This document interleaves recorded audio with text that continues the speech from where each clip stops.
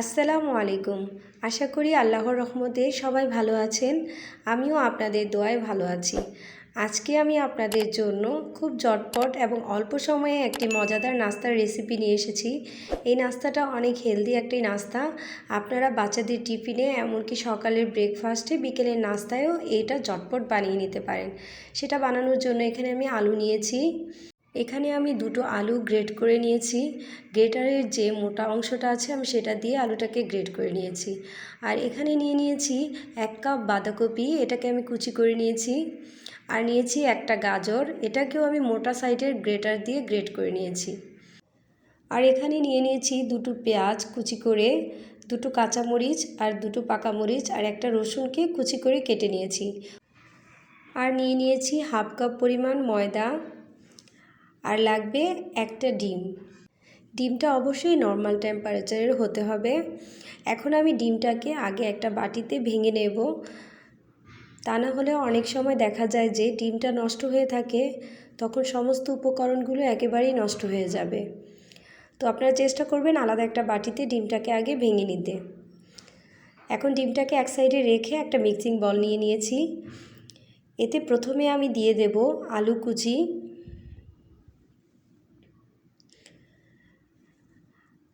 আর দিয়ে দিচ্ছি বাঁধাকপি কুচি, দিয়ে দিচ্ছি গাজর কুচি। এখন দিয়ে দেব পেঁয়াজ কুচি, রসুন কুচি আর কাঁচামরিচ কুচি। কাঁচামরিচটাকে আমি একটু মোটা করে কেটেছি। তো বাচ্চাদের জন্য বানালে কাঁচামরিচটা একটু মোটা করে কাটলেই ভালো হয়, এতে করে ঝালের পরিমাণটা কম লাগে। আর এখন দিয়ে দেব 1/2 কাপ ময়দা। তো ময়দার পরিমাণটা আমি পরবর্তীতে যদি লাগে আবার অ্যাড করে নেব। এখন দিয়ে দিচ্ছি চিলি ফ্লেক্স। এখানে আমি 1 চা চামচ চিলি ফ্লেক্স দিয়ে দিয়েছি। আর দিয়ে দিয়েছি 1/2 চা চামচ ধনিয়ার গুঁড়া, 1 চা চামচ লবণ।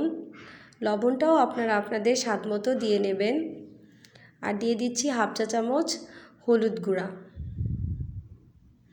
এখন দিয়ে দেব আগে থেকে ভেঙে রাখা ডিমটা।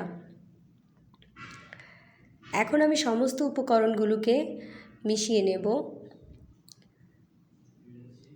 তো সমস্ত উপকরণগুলো আস্তে আস্তে মেশাতে হবে। এখন আমি কোনো প্রকার পানি অ্যাড করব না। যদি আমার মনে হয় যে একটু পানি লাগবে, সেক্ষেত্রে আমি অল্প পরিমাণে পানি অ্যাড করে নেব। তো আমার মনে হচ্ছে যে অল্প পরিমাণে ময়দা প্রয়োজন, তাই আমি এখানে আরও 2 টেবিল চামচ ময়দা অ্যাড করে নিয়েছি। ময়দাটাকে আমি ভালোভাবে মিশিয়ে নেব। মিশ্রণটা একেবারে আঠালো টাইপের হবে। তো এক্ষেত্রে আমার মনে হচ্ছে যে একটু পানির প্রয়োজন। পানি দিলে মিশ্রণটা অনেকটাই আঠালো হবে। এখানে আমি খুব বেশি পানি ব্যবহার করিনি, 2 টেবিল চামচের মতো পানি ব্যবহার করেছি। তার থেকে বেশি পানি দেওয়ার প্রয়োজন নেই, তাহলে কিন্তু মিশ্রণটা একেবারে পানসে হয়ে যাবে। কারণ এখন পানি অ্যাড করাতে সবজি থেকেও কিছুটা পানি বের হবে। মিশ্রণটা ঠিক এরকমই হবে, খুব বেশি পাতলাও না আর খুব বেশি ঘনও হবে না। এখন আমি চুলায় একটি প্যান বসিয়ে দিয়েছি এবং প্যানটাকে গরম করে নিয়েছি। এতে এখন দিয়ে দিচ্ছি 2 টেবিল চামচের মতো সয়াবিন তেল।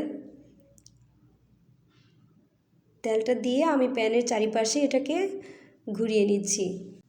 তো তেলটাকে একটু গরম করে নিলাম। এখন আমি উপকরণগুলো আস্তে আস্তে দিয়ে দেব। আমি একটা চামচ ব্যবহার করেছি, আপনারা চাইলে হাতেও এটা দিয়ে দিতে পারেন।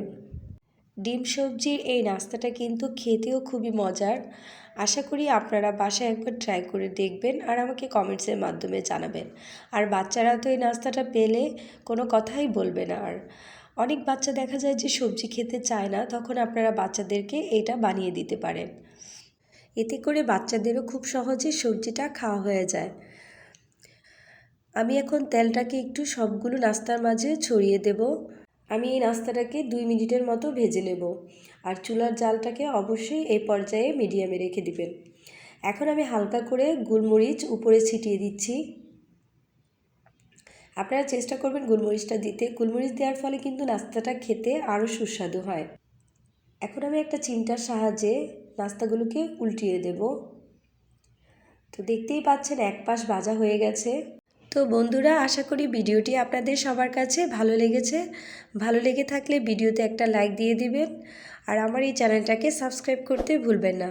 আর যারা অলরেডি আমার চ্যানেলটাকে সাবস্ক্রাইব করে দিয়েছে তাদেরকে অসংখ্য অসংখ্য ধন্যবাদ এবং তাদের প্রতি আমার অনেক ভালোবাসা। তো একটা পাশ ভাজা হয়ে গেছে, এখন আমি আরও 2 মিনিট পর্যন্ত অপর পাশটাকে ভেজে নেব। এই পর্যায়ে আমি সবগুলো নাস্তা উল্টে নিচ্ছি। তো দেখতেই পাচ্ছেন আরেক পাশ ভাজা হয়ে গেছে। আমি এর থেকে বেশি ভাজতে যাব না, তা না হলে নাস্তাটা পুড়ে যাবে এবং স্বাদটাই নষ্ট হয়ে যাবে। তো আপনারা এভাবেই ভেজে নেবেন। এটা আপনারা বাচ্চাদেরকে টমেটো সসের সাথেও সার্ভ করতে পারেন, এতে করে বাচ্চারা খুব মজা করে খাবে। তো আমার সবগুলো নাস্তাই রেডি হয়ে গেছে, এখন আমি এগুলোকে উঠিয়ে নেব। তো আমি একটা প্লেটের মধ্যে এটাকে উঠিয়ে নিচ্ছি। এইভাবে আমি সবগুলো নাস্তাই ভেজে নেব। তো আমার সবগুলো নাস্তাই ভাজা হয়ে গেছে। তো দেখতেই পাচ্ছেন নাস্তাগুলো দেখতে কতটা সুন্দর হয়েছে। এখন আমি আপনাদেরকে একটা ভেঙে দেখাচ্ছি। দেখুন এটার ভেতরটাও কতটা সুন্দর। এই সুস্বাদু নাস্তাটা বানাতে আমার কিন্তু খুব বেশি সময়েরও প্রয়োজন পড়েনি, আপনারা অল্প সময়ে এটা বানিয়ে নিতে পারেন। তো আজ এই পর্যন্তই, আবার নতুন কোনো রেসিপি নিয়ে আসবো। আল্লাহ হাফেজ।